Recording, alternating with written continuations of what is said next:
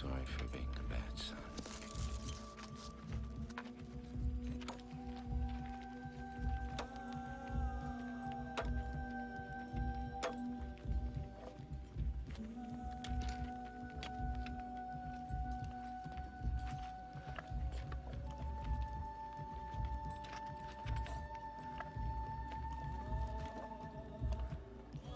Father, stay with me.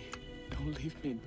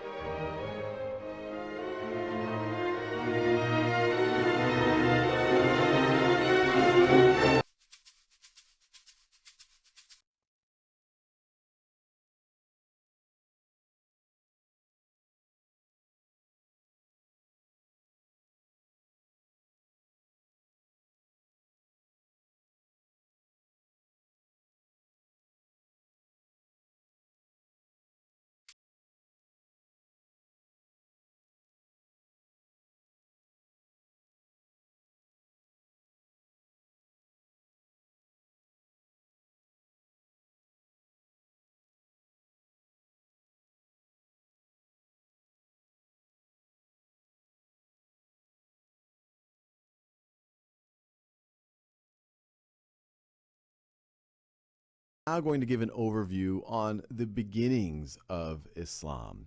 And regardless of whether you are part of an Islamic culture, you are a practicing Muslim, or you believe in the Islamic traditions, it's valuable to learn about the beginnings of Islam because today nearly 1/4 of the world's population either is a practicing Muslim or has grown up in an Islamic tradition. Now, the beginnings of Islam really are centered on the life and the revelations of the Muslim prophet Muhammad. Now, the term Islam means surrender, and as we'll see, a lot of the revelations of Muhammad are about surrendering to God, about the oneness of God, about not worshiping idols. And to put Muhammad in perspective on a timeline, I have other significant biblical figures here. And these are important not just to get a reference towards Christianity and Judaism, but because according to Islamic tradition, Islam is built on top of the teachings of Abraham, or the teachings of Moses and the Torah, and the teachings of Jesus. Muslims believe that the Quran is the final testament, so to speak. Now, to get some context, Muhammad was born in 6th century Arabia. And 6th century Arabia was an interesting place. In many other videos, we've talked about various empires around the Mediterranean, around Mesopotamia, in Persia. And even on this map, in the time of Muhammad, you see significant empires: the Byzantine Empire, the Eastern Roman Empire. You have Sassanid Persia. But Arabia was never really consolidated or ruled by a formal, or most of Arabia, by a formal government or a formal empire. The rule of law in most of Arabia, and the world in which Muhammad was born into, was a tribal world where you were protected by your tribe, and it was really the laws of vendetta and revenge that kept certain things in check, but also would lead to a lot of wars and a lot of violence.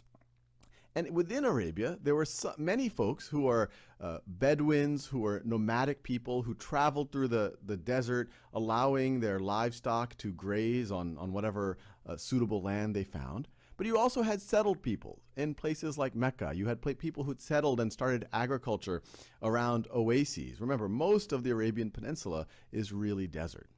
And Muhammad was born into a very prominent family in Mecca. He was born to the Quraysh tribe. And the Quraysh tribe was essentially in control of Mecca. And Mecca was a very powerful city to control because it was a religious center for the region. This is the Kaaba, which exists today and is a center of Islamic worship. And at the time, it housed hundreds of idols, which were important to the various tribes and people of Arabia at the time. And so you can imagine, as they did the pilgrimage towards Mecca to worship their idols, it also benefited the economy of Mecca in a significant way. And not only was Muhammad born into this powerful tribe, he was born into one of the most powerful clans within that tribe and within one of the most powerful houses within that clan. But even though he was born into this very powerful family, clan, and tribe, his early life was quite difficult. His father died right before he was born. His mother dies at the age of 6 years old.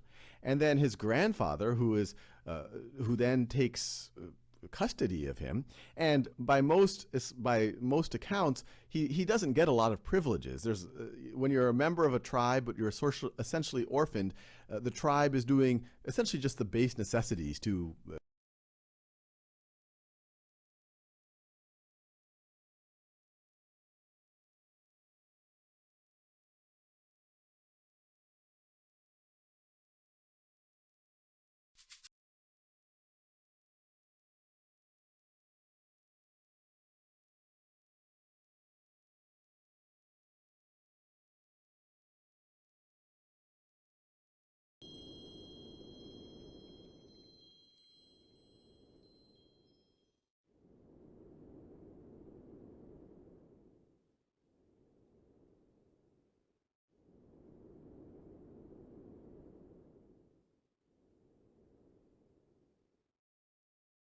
Johannes Gutenberg was born in Germany and became the father of the printing revolution, which is thought to be one of the most significant events of the modern period.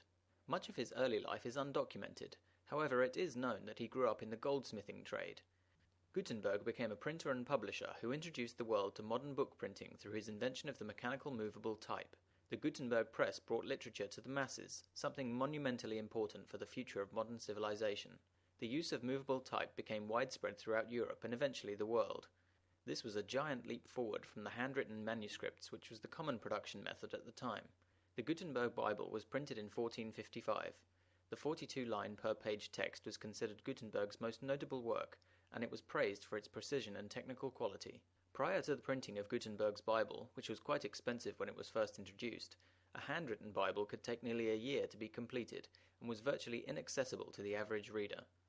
The printing revolution later played an integral part of the Renaissance, Reformation, and the scientific...